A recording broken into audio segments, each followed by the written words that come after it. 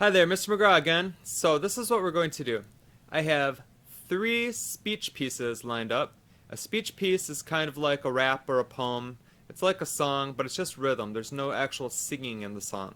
So you say the words to the beat with rhythm.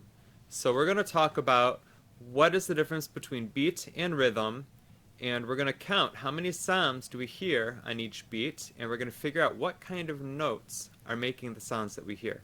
So first of all, I'm going to just play the beat like this, just a little chunk sound on the guitar. Chunk, chunk, chunk. So you can pat your legs right along with me. You know it's a steady beat because everyone is the same distance from the others. You can easily pat along with me because you know exactly when I'm going to play the beat because we're all the same. Now, repeat after me. And as you repeat after me, I want you to think about which beats have more than one sound or more than one syllable on the beat. Think about that. Here we go. Repeat after me. The song is called But the Critter Got Away. Who's been eating up my corn? Cried the farmer one fine morn. Saw a rabbit, tried to grab it, but the critter got away. Who's been eating up my squash? Cried the farmer, well by gosh. Saw a groundhog, called his hound dog, but the critter got away. Who's been eating up my peas? Cried the farmer, if you please. Saw a chipmunk and a big skunk,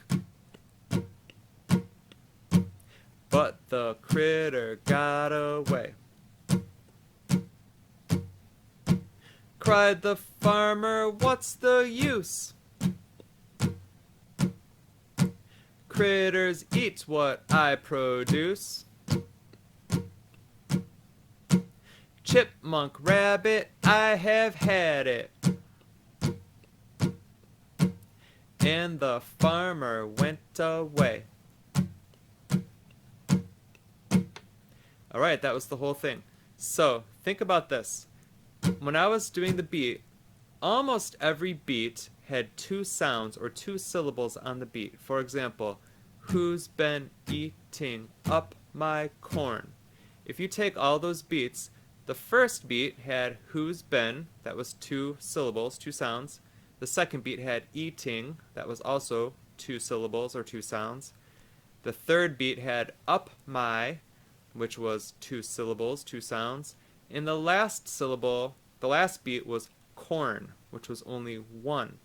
So if you are thinking about what kind of note makes those beats, remember, the kind of note where there's only one sound per beat, such as for the word corn in our example, is called a quarter note. Quarter note just looks like a dot, and it has a stem.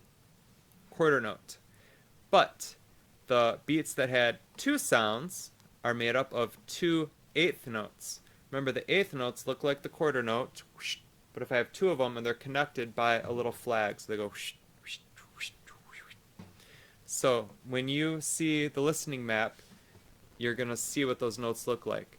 Now I'm going to show you the listening map for a few other poems too. One of them is called Double This, and the other one is called Granny.